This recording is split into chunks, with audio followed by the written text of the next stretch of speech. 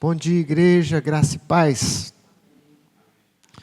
Louvado seja o nome do Senhor por mais este domingo que o Senhor nos concede, nos dá a oportunidade para estarmos juntos como igreja, adorando e cultuando o nosso Deus, amém?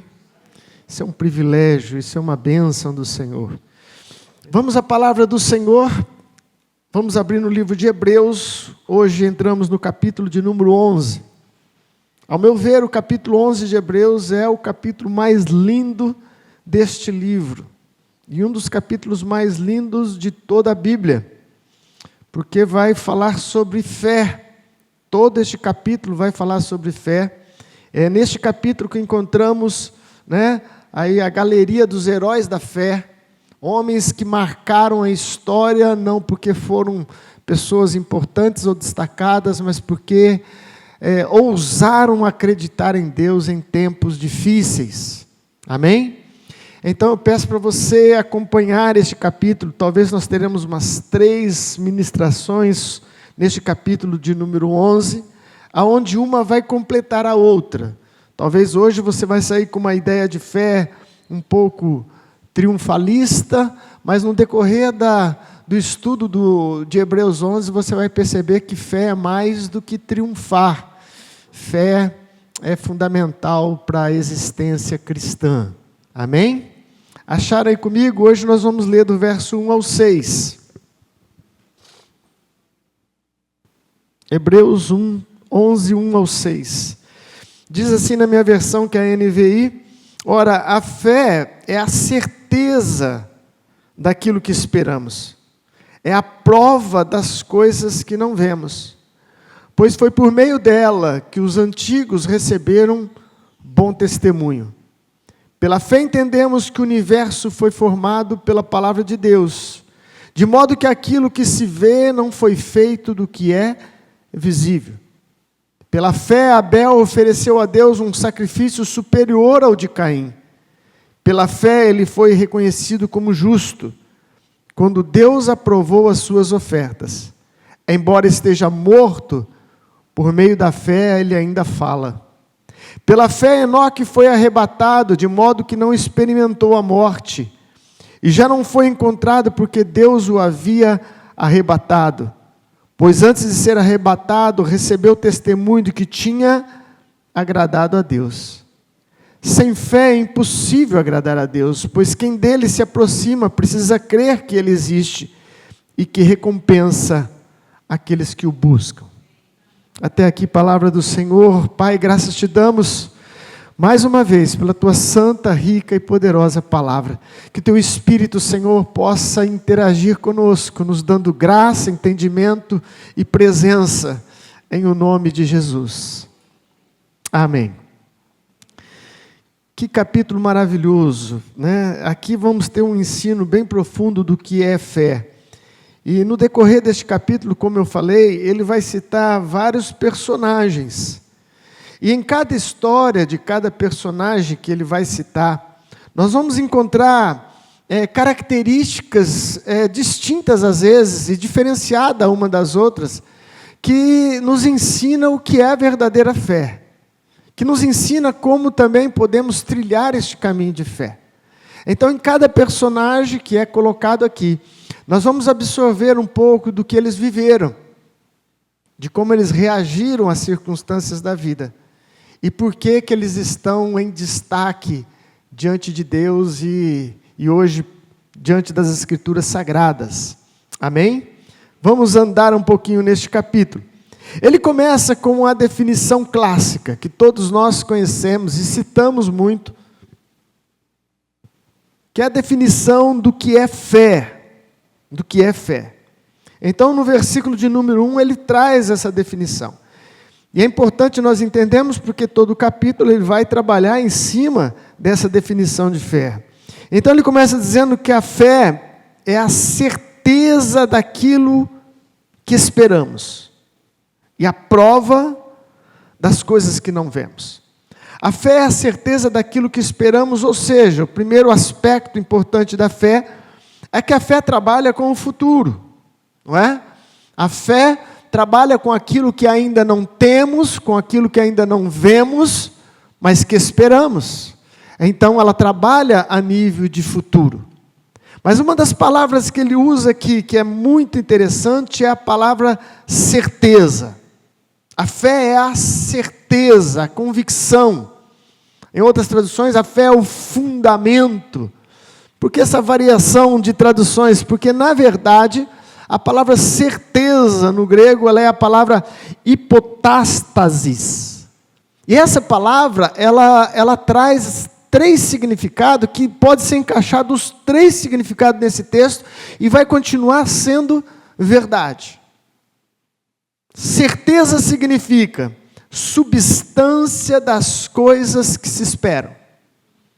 Então a fé, ela é a substância. Ela é aquilo que nós podemos apalpar, entre aspas.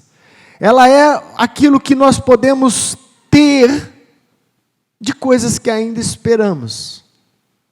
Podemos dizer que a fé seria a matéria, a substância de algo que ainda não conseguimos pegar, mas a fé traz essa realidade como uma substância.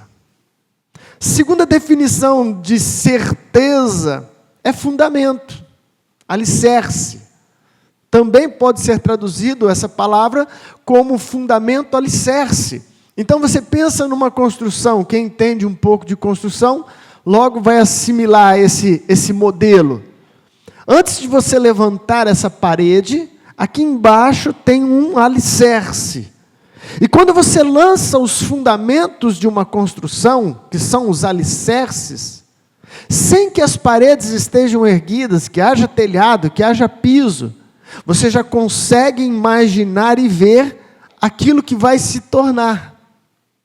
Aquilo que aqueles fundamentos vão se tornar.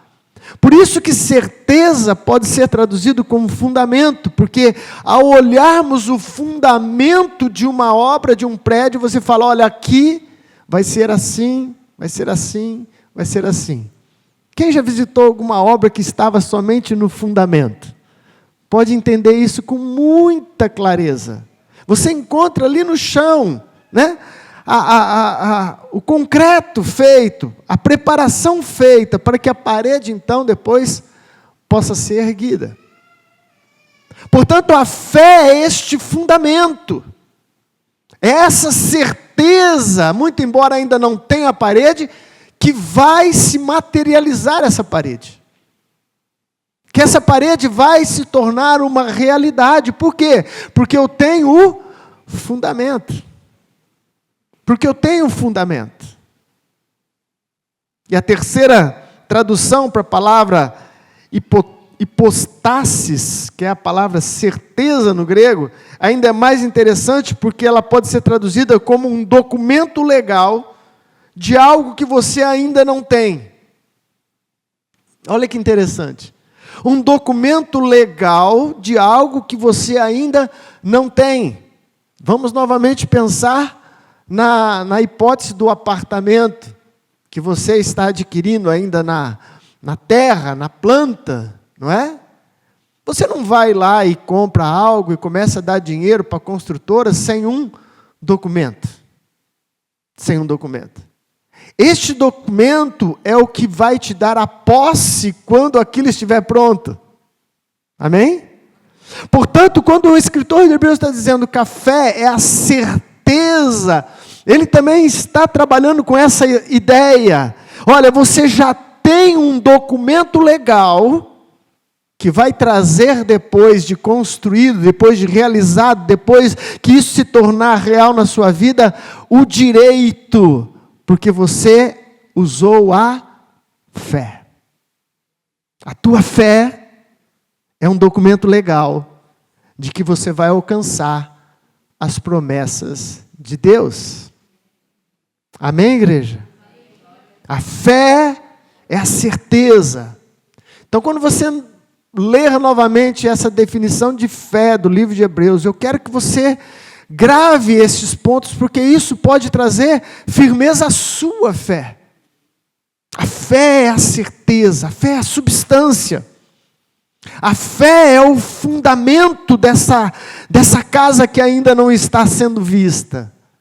A fé é o meu documento legal de posse daquilo que Deus prometeu. Eu tenho que fazer uma ressalva aqui importante. Por quê? Porque a fé bíblica, nós estamos falando de uma fé bíblica, ela não é, como eu já disse e repito muitas vezes, um passo no escuro. Ela não é um passo no escuro. Ela não é algo que você adquire como uma ilusão ou uma declaração simplesmente, e isso vai gerar alguma coisa na sua vida. Você precisa ter fé na vida para todas as coisas. Amém? Você precisa ter fé para vencer, você precisa ter fé para trabalhar, você precisa ter fé para o seu corpo, para a sua saúde. Você precisa ter fé.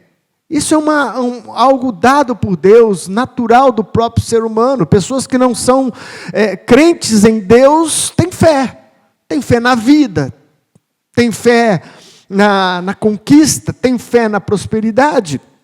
Isso tudo pode contribuir para que você alcance algumas coisas, para que você avance. Eu não estou anulando essa situação, esse fato da vida natural. Não estou dizendo que seja ruim, mas eu estou explanando para você o que é fé segundo o padrão bíblico. O que é fé que esses homens tiveram, e que nós vamos estudar, que fez a diferença na vida deles, e que os colocaram em uma posição de destaque diante de Deus. A fé que esses homens tiveram, não é essa fé comum que o mundo tem. Eu preciso vender esse mês, eu creio que eu vou vender. Crê mesmo, meu irmão, você tem que acreditar. Amém? Você tem que acreditar também em você. Acreditar em você não é de todo mal. Você não vai acordar cedo e falando, eu não posso, eu não consigo, eu sou fraco. Não, você tem que acordar dizendo, eu posso sim, eu vou para cima, é mais um dia que o Senhor me dá, eu vou vender, eu vou trabalhar, eu vou avançar. Essa é a fé natural. Mas a fé bíblica é uma fé que está baseada na promessa de Deus. E essa é uma diferença muito grande. Porque algumas pessoas começam a cobrar de Deus. Cobrar de Deus já é um absurdo, não é? Começa por aí. Cobrar de Deus já é indevido e um absurdo. Deus não deve nada para ninguém. Não é verdade? E essa fé que propagam em alguns círculos, que se dizem cristãos, né? Que você tem que exigir de Deus, chega até a arrepiar-nos, né? De forma negativa, não é arrepiar de fé, não, é de forma negativa. Você fala, que é isso exigir de Deus? Que é isso? Não cabe. Mas a fé bíblica, ela está alicerçada sobre a promessa de Deus. Sobre a promessa de Deus. Então, quando nós estamos dizendo que a fé é a certeza, a prova das coisas que não se veem, nós estamos falando baseado naquilo que Deus prometeu para mim e para você. É ali que eu tenho que colocar a minha certeza. É ali que eu tenho que firmar os meus pés. Na promessa de Deus. Na promessa de Deus. Então, cuidado, né, para você não achar que você tem direito a algumas coisas que Deus nunca prometeu. Que Deus nunca prometeu. Posso ouvir um amém? Aquelas profecias. Eu estou vendo o teu carro vindo numa cegonha. Quantas profecias dessas? Hoje parece que parou um pouco, né? Pelo menos eu não ouço muito sobre isso, né? Mas qual o problema do teu carro vir numa cegonha? Não tem problema dele vir numa cegonha. O problema é saber, Deus prometeu isso? Deus prometeu carro? Não. Você pode ter carro? Sim. Deus pode abençoar a tua vida? Sim, e abençoa sempre. Mas não fique cobrando, entre aspas, ou colocando a sua certeza em coisas que Deus não nos deu como palavra e garantia. Como palavra e garantia. Portanto, a fé é a certeza. A fé é a certeza, a convicção. A fé é a prova das coisas que não se veem. Eu gostei dessa definição do teólogo Martin Henry. Ele diz assim: a fé é para a alma aquilo que os sentidos são para o corpo. A fé é a visão da alma. A fé é para a alma aquilo que os nossos sentidos é para o corpo. Se o teu corpo corresponde aos sentidos que nós temos dado por Deus, que é a visão, que é o tato, o olfato, o paladar, e o teu corpo entende o mundo por esses sentidos, ele sente e vive o mundo por esses sentidos, a fé é exatamente este ato para a sua alma, para a sua alma. A fé é a visão da alma, é a visão do espírito, é a visão interna. Nós temos que desenvolver fé, nós temos que crescer em fé, isso é um processo. Isso é um processo que deve acontecer a partir do momento que você conhece a Cristo e a sua palavra, e deveria ser ainda mais aguçado e aperfeiçoado conforme você caminha com Cristo. Amém? A segunda coisa interessante que ele fala nesse versículo, é o versículo, nesse capítulo, é o versículo de número 2, pois ele diz, foi por meio dela o quê? Da fé, que os antigos receberam bom testemunho. Por meio da fé que os antigos receberam bom testemunho. Que os antigos são esses? É essa galeria que depois nós vamos estudar, dos heróis da fé, e que muitos nem estão aqui. Ele vai dizer lá na frente, fala assim, se eu fosse falar de todos, precisaria de muito mais tempo, porque foram muitos que foram destacados por Deus. Mas aqui é uma coisa interessante. O que os levou a ser um destaque? O que os levou a entrar no hall da fama de Deus? Já pensou você está no hall da fama de Deus? No hall dos famosos de Deus? Perante o mundo, essas pessoas citadas nesse livro aqui, se não foram pessoas que estão vinculadas a alguma igreja, nem sequer se conhecem.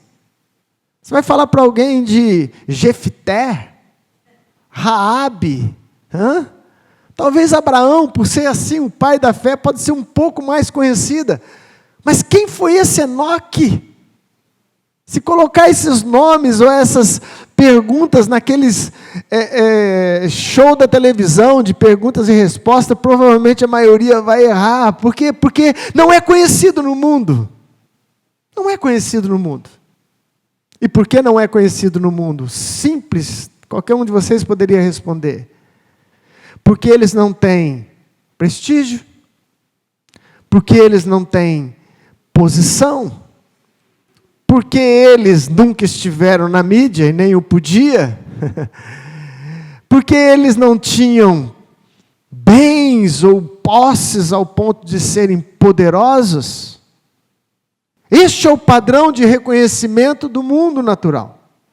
Mas o versículo 2 salta aos nossos olhos porque diz que Deus vê de forma diferente e a fé desses homens levaram a eles a serem considerados por Deus.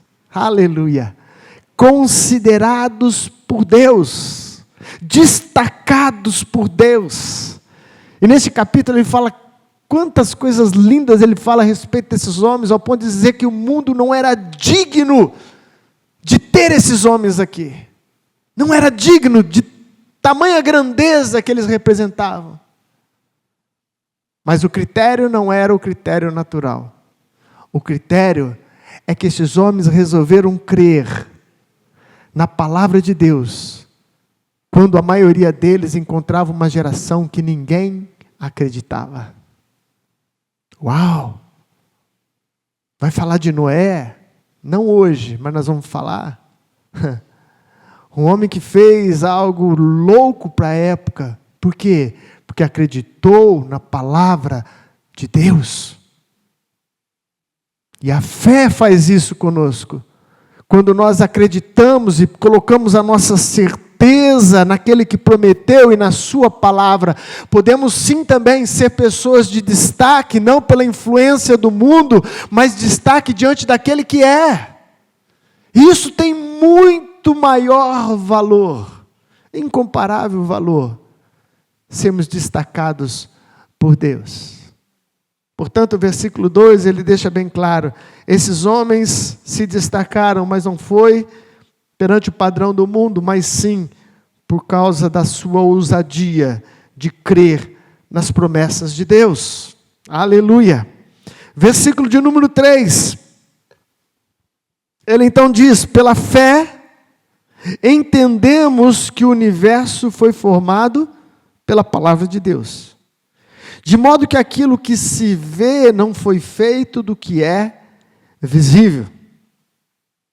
A verdade é, meus amados, que embora a ciência não trabalhe contra a fé, eu não creio que a ciência trabalhe contra a fé, pelo contrário, quanto mais coisas se descobre, mais se confirma o que a palavra de Deus diz há muito tempo. A maioria das descobertas científicas não agridem ou combatem a nossa fé, pelo contrário, tem mais é fortalecido, porque a gente encontra nas Escrituras vários textos que confirmam aquilo que a ciência, então, em tempos mais recentes, descobriu. Dá só um exemplo simples para você. Há quanto tempo ficou um grande debate que a Terra era redonda ou que a Terra era plana? Até hoje ainda tem algumas pessoas que crêem nessa teoria que a Terra é plana e vai contra toda a ciência que já comprovou que a Terra é redonda, não é? E você encontra textos na Bíblia, não sei se de propósito ou não com este propósito, mas estão lá, onde fala que, por exemplo, o diabo estava a rodear a terra. Quando no livro de Jó pergunta para ele, fala assim, de onde você vem? Eu venho de rodear a terra. Esse é só um exemplo simples, não profundo, mas tantos outros que confirmam mais a ciência do que há uma ameaça com relação a isso. Mas, porém, contudo, a criação de uma maneira plena só pode ser entendida, ou ela é perfeitamente entendida pela fé. Pela fé. Porque ainda existem alguns pontos em que a ciência defende e que a fé mostra de forma clara que não é assim. Por exemplo, a ciência diz que o nada não pode gerar alguma coisa, que o nada gera nada. Essa é uma máxima também da ciência. Nada gera nada. Mas a fé nos mostra que Deus fez todas as coisas do nada. Porque Deus chamou à existência aquilo que não era como se já fosse. Portanto, a fé em Deus, ela deixa mais clara toda a existência de todas as coisas. E o interessante é que ele diz que todo o universo foi formado pela palavra de Deus. Amém? Todo o universo foi formado pela palavra de Deus. E um teólogo chamado Richard Phillips, ele colocou uma frase com relação a este versículo que eu gostei demais e escrevi aqui para vocês. Se a palavra de Deus foi suficiente para trazer à existência tudo o que há, ela também é suficiente para dar tudo o que é necessário para uma vida vitoriosa e plena. Posso ouvir um amém? Se a palavra de Deus, simplesmente a palavra do nosso Senhor e Salvador, a palavra do Deus eterno e todo-poderoso, foi suficiente para criar todas as coisas, ela também é suficiente para nos dar a vitória plena no seu nome. Aleluia! E quando eu falo de vitória plena, não façam essa ponte com riqueza, ou com bens, ou com coisas do gênero, porque vitória plena está muito além de tudo isso. Muito além de tudo isso. Vitória plena é estar no agrado de Deus. Vitória plena é estar desfrutando da presença do Senhor continuamente na sua vida, na sua família, em tudo que você faz. Isso é uma vitória plena. Amém? Portanto, se a palavra de Deus é capaz de criar todas as coisas, meu irmão, confie na sua palavra para que você também tenha vitória em todas as coisas. Aleluia! Glória a Deus. E depois então ele começa entrando aqui nessa galeria dos heróis da fé. E hoje nós vamos ver pelo menos 2 desses heróis. E o primeiro que ele fala é Abel. E vamos ver o que Abel praticou, que foi um ato de fé, para a gente absorver isso e começar também a colocar em prática em nossas vidas. Pela fé, Abel ofereceu a Deus um sacrifício superior ao de Caim. Pela fé, ele foi reconhecido como justo. Quando Deus aprovou as suas ofertas, embora esteja morto, por meio da fé, ele ainda fala. Abel. É interessante a história de Abel, porque ela nos revela algumas coisas maravilhosas acerca de Deus. Abel e Caim foram os filhos de Adão e Eva. Amém? Vocês estão comigo aqui? Aleluia. Portanto, eles vêm depois do grande episódio da queda humana, onde Adão e Eva comeram do fruto proibido, desobedeceram à vontade de Deus e o pecado entrou no mundo. Primeiro ponto importante que é bom a gente frisar, é que até então, ficava uma incógnita, será que o homem vai continuar se relacionando com Deus? Será que essa queda trouxe uma separação completa de Deus e o homem? Quando a gente vê Abel e Caim adorando a Deus através da oferta, nós entendemos que Deus preparou um caminho para o homem se religar com Ele. Amém? E este caminho era o caminho da adoração. Este caminho era um caminho que envolvia muitas vezes o sacrifício. E então foi estabelecido ali algumas coisas importantes. Mas o fato é, e todo mundo se pergunta, por que que Deus aceitou o sacrifício de Abel com bom grado e rejeitou o de Caim? Essa é uma pergunta que fica no ar. E hoje nós devemos pensar um pouco mais, porque Abel entrou na galeria dos homens que foram heróis da fé. Então, a sua prática, e principalmente este ato, determinou a posição de alguém que agradou a Deus com a fé. O que Abel fez de diferente? Vamos lá no livro de Gênesis comigo, onde narra a história, porque nós vamos colher ali 2 coisas que eu acho importantes. Gênesis capítulo 4, coloca para mim aí, versículo 3 ao 5. Gênesis capítulo 4, versículo de 3 ao 5, vai narrar exatamente esse episódio que o escritor de Hebreus destacou ali, que a gente acabou de ler. Começa dizendo assim, passado algum tempo, preste atenção nesse detalhe porque ele é importante. Passado algum tempo, Caim trouxe do fruto da terra uma oferta ao Senhor. Abel, por sua vez, trouxe as partes gordas das primeiras crias do seu rebanho. O Senhor aceitou com agrado Abel e a sua oferta, mas não aceitou Caim e sua oferta. Por isso Caim se enfureceu e o seu rosto se transformou. Para quem não sabe, ocorre aqui o primeiro homicídio.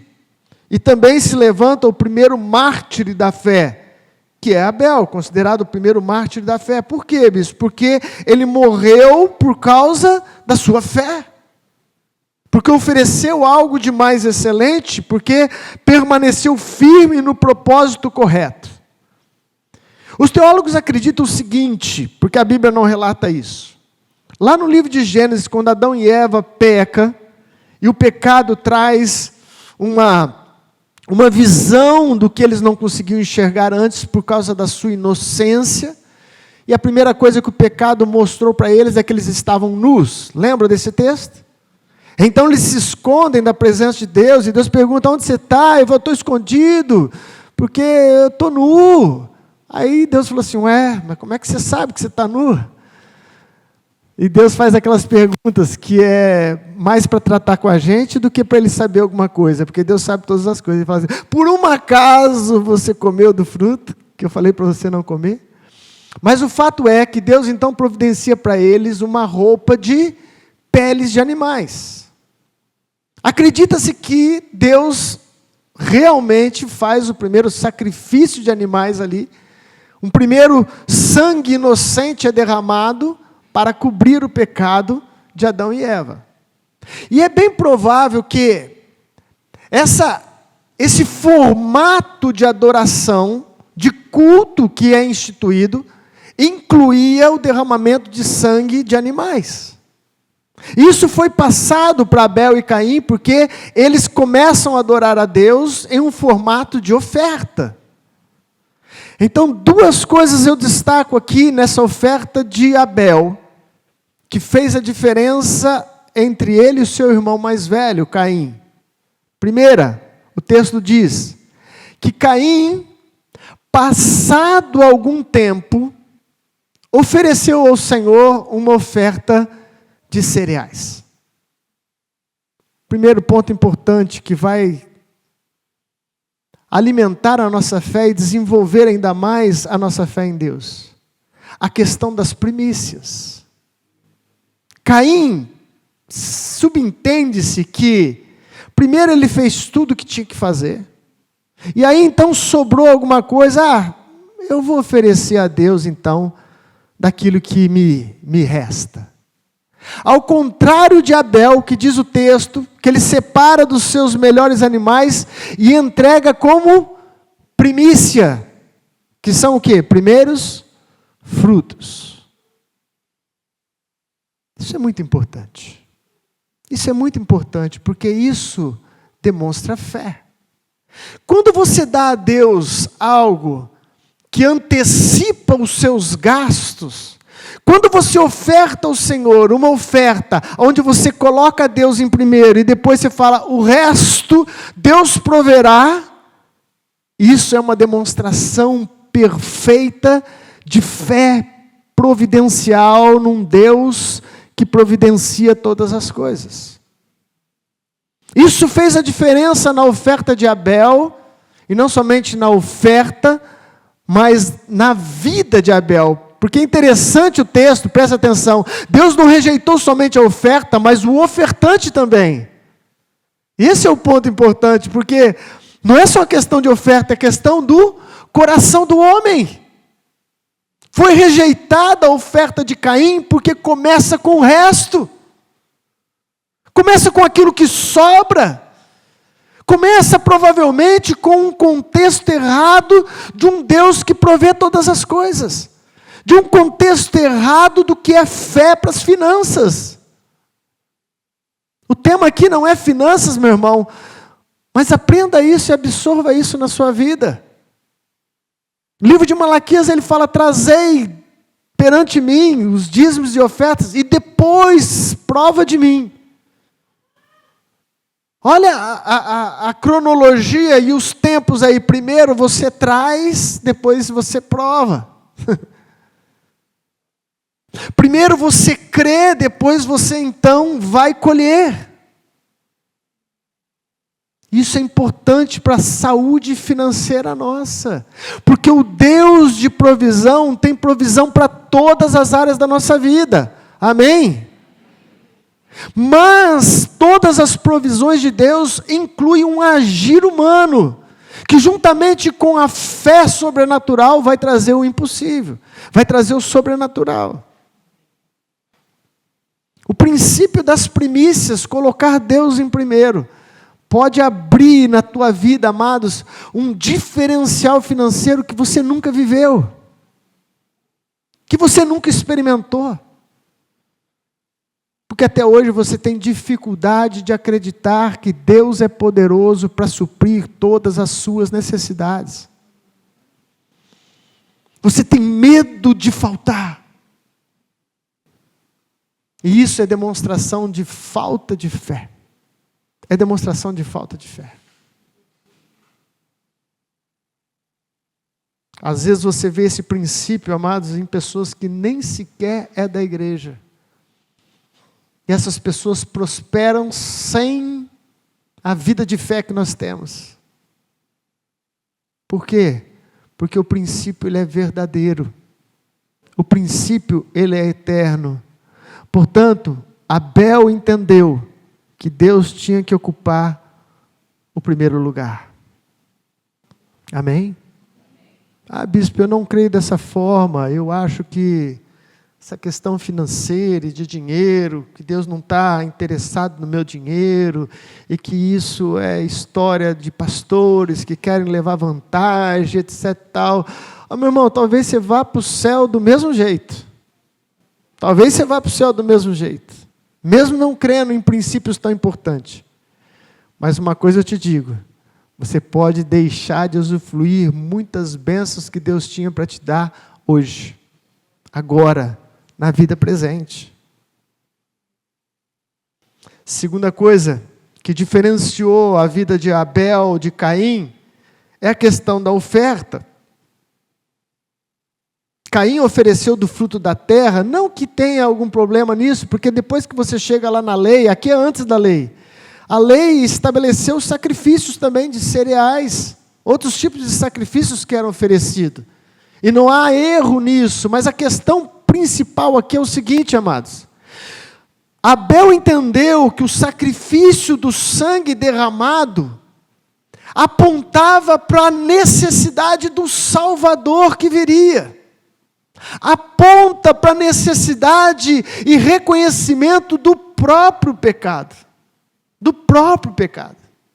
E é por isso que foi estabelecido o sacrifício com derramamento de sangue no Antigo Testamento, porque o ofertante dizia: este animal está morrendo pelo meu pecado, eu sou um pecador que preciso da graça de Deus. A oferta de Caim foi uma oferta de gratidão, mas Deus estava querendo um reconhecimento da necessidade de perdão. Amém? Portanto, a diferenciação de Abel e Caim, no meu ponto de vista, é a primazia quando você coloca Deus em primeiro, e o reconhecimento da necessidade do único Salvador, que é Jesus Cristo. Você tem que oferecer uma fé, amados, que inclua esse reconhecimento perfeito. Deus, é somente pelo sangue do Cordeiro. É somente pelo sangue do Cordeiro. O segundo personagem é o Enoque. Esse personagem tem poucas referências na Bíblia. E é um personagem muito interessante, porque é o primeiro dos homens, só foram 2 nos relatos bíblicos, que não experimentou a morte física como nós a experimentamos. Não é? Ele foi transladado em algumas traduções, ou na nossa versão NVI aqui, ele foi arrebatado. Ele foi tirado da terra. E o escritor de Hebreus faz questão de citar o Enoque. Por quê? Porque é um fato inédito. Não é verdade? Você conhece alguém aí que foi arrebatado, meu irmão? Nós não conhecemos pessoas que passam pela morte, como todos seres normais. Mas a Bíblia relata 2 homens apenas, Enoque e Elias, que não experimentaram a morte como nós a experimentamos, mas foi transformado da mesma forma. Amém? Isso é interessante, porque carne e sangue não herdam o reino de Deus. Eles não estão em um lugar em Deus hoje, em carne e sangue. Eles passaram por essa metamorfose que nós passamos quando morremos de forma natural. Só que sem experimentar o bicho-papão da morte. Eles foram privilegiados. E com relação a Enoque, por que será? O que Enoque fez que essa fé trouxe tamanho benefício? A história de Enoque está aí também em Gênesis. Vai lá comigo, por favor. Agora é no capítulo 5, só vira uma página.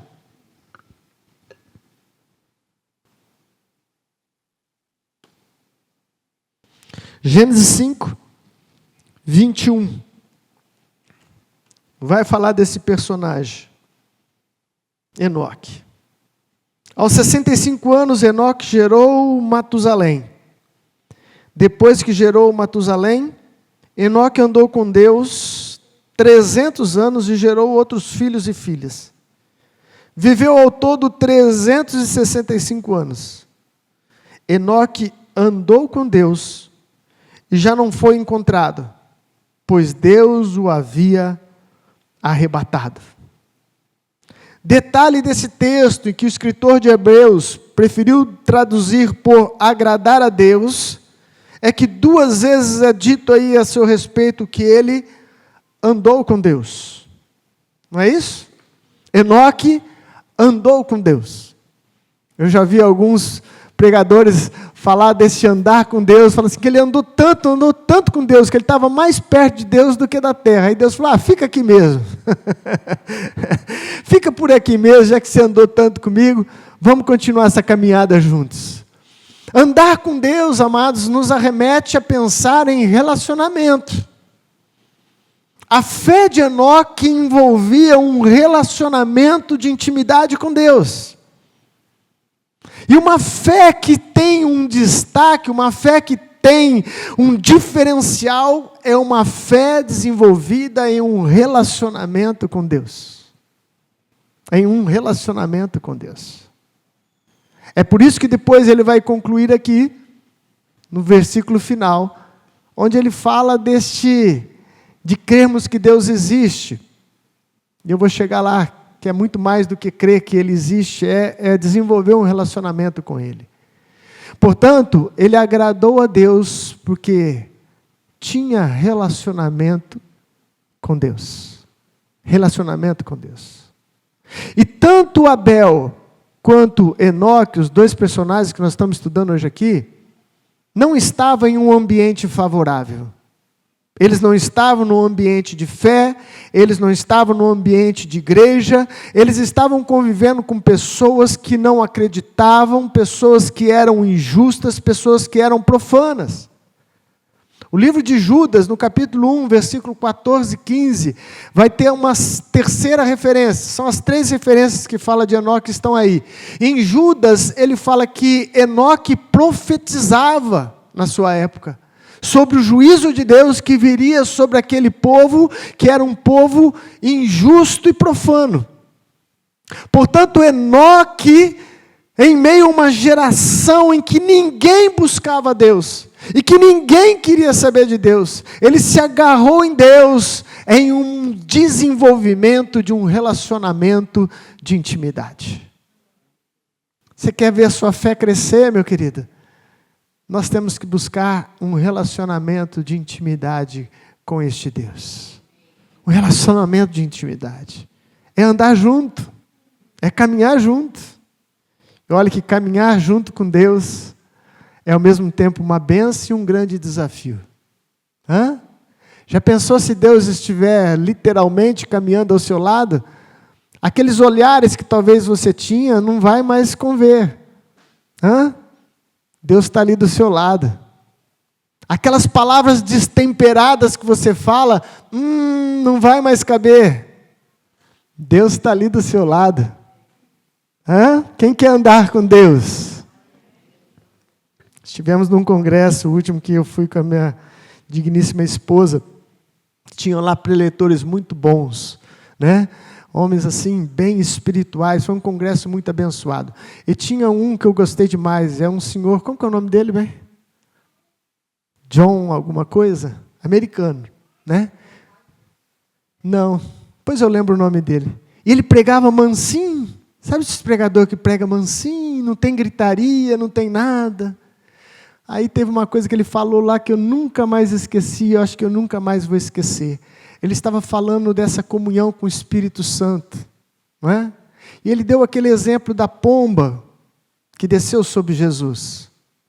Aí ele passou a mão num lencinho assim que ele tinha lá assim, e ele pôs no ombro um lenço, falava, aqui está a pomba. Eu não posso gritar, porque senão a pomba assusta. Eu não posso me irar, porque senão a pomba pode voar. E ele ficou caminhando no púlpito, dando esse exemplo. Amados, como que aquilo falou com a gente? Um simples exemplo, mas verdadeiro. Andar com Deus tem que pôr freio à nossa carnalidade. Andar com Deus tem que pôr disciplina na nossa alma. O espírito é sensível. E a Bíblia fala sobre isso. Não entristeçais o Espírito Santo de Deus. Não entristeça ele. Enoque foi um homem que andou lado a lado com Deus e, pelo visto, agradou demais o seu Deus. Agradou demais. E neste gancho de agradar a Deus, então ele conclui no versículo de número 6. Vamos lá e vamos estar encerrando. No versículo de número 6, então, ele faz um gancho na vida de Enoque, que agradou a Deus, e diz: sem fé é impossível agradar a Deus. Pois quem dele se aproxima precisa crer que ele existe e que recompensa aqueles que o buscam. Sem fé é impossível agradar a Deus. Então, partindo desse pressuposto, amado, se tem alguma coisa que eu e você temos que desenvolver e avançar, é na nossa fé para com Deus. Amém? Por isso que eu disse que esse capítulo 11 é a cereja do bolo, como diz o Bispo Hinaldo, né? A cereja do bolo do livro de Hebreus. Porque nos desafia a andarmos com este Deus e a vivermos num sobrenatural. Pois sem fé é impossível agradar a Deus. E o detalhe desse texto que ele diz: porque quem se aproxima precisa crer que ele existe. Mas a melhor tradução aqui não seria que ele existe, porque existir, do latim, eu até anotei aqui, é a palavra existere, que significa tirar de fora. E a palavra mais adequada para ser traduzida aqui: quem se aproxima de Deus precisa crer que Ele é. Que Ele é. E vocês já devem ter visto muita coisa na internet, né, de fala de pessoas que dizem: Deus não existe, né? Como se fosse assim, uma declaração anti-Deus, mas depois ele conclui, né? Deus é. Qual a diferença disso? Né? Parece serem similares. É que a expressão existir pressupõe um começo. Não é? E quando nós definimos de forma correta, e essa é a forma correta, que Deus é que Ele é antes de qualquer coisa. É como aquela passagem que Jesus fala assim: antes que Abraão existisse, eu sou. Eu sou. E é a mesma coisa que Deus disse a Moisés, naquele episódio da sarça ardente. Moisés disse: Senhor, e se perguntarem, quem está me enviando? Qual é o nome do Deus que está me enviando? Porque naquela época havia deuses, diversos deuses. Aí então Deus define, é lógico, de maneira correta, diz que o eu sou te enviou. Eu não tenho nome. Se a gente querer colocar nome em Deus, nós colocamos Deus em uma caixinha. Ele é o João. Quem é João é só João, não é Manuel, não é Maria. Deus, como alguns tentam bater nessa tecla, o nome de Deus é Jeová. Deus é. Todas as coisas estão nele. Ele é o início, Ele é o meio, Ele é o fim. Ele é antes de qualquer coisa. Portanto, quem se aproxima de Deus tem que entender perfeitamente que você está se aproximando daquele que é. Ele está em todos os lugares. Ele é soberano sobre tudo e sobre todos. Mas a segunda coisa também importante é você entender que Ele recompensa aqueles que o buscam. Fica de pé em nome de Jesus. Algumas pessoas têm dificuldade com essa parte. Ah, então é uma troca, eu não estou em busca de recompensa. Pensa aqui comigo, meu querido. Abre um pouco mais a sua visão. Porque nós sempre associamos recompensa com coisas materiais e físicas, e recompensa para a gente é vencer, pagar o carnê, e etc, etc, etc. O carnê tem que pagar, tá? Não tem jeito. Você fez o carnê, tem que pagar. Amém? Mas a recompensa de Deus é mais do que isso. Quando nós nos aproximamos de Deus, querendo ou não, nós estamos buscando recompensa. Porque ter Deus em nós já é uma recompensa. Você não deve trabalhar isso com recompensa material, mas a recompensa da presença dEle é fato. Eu busco recompensa, eu busco a sua presença plena, a ação do seu Espírito Santo, a paz que é gerada pela sua presença, isso tudo é recompensa. E você tem que colocar a sua fé nisso, meu querido. Se você está buscando a Deus com sinceridade, vai haver recompensa sobre a sua vida. A paz é uma recompensa que Deus dá, e Ele promete em sua palavra. O suprimento das nossas necessidades são recompensas prometidas na sua palavra. São recompensas prometidas na sua palavra. O justo, o servo do Senhor, não deve padecer necessidade, mas ter as suas necessidades supridas em Cristo é uma recompensa. Eu não quero barganhar com Deus, nem eu só quero a sua presença. Eu só quero a sua presença.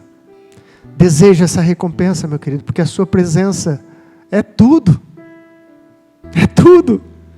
Você pode estar debaixo de uma casa de sapé, feita de palha, de barro, mas se a presença do teu Deus estiver com você, você é a pessoa mais feliz do mundo.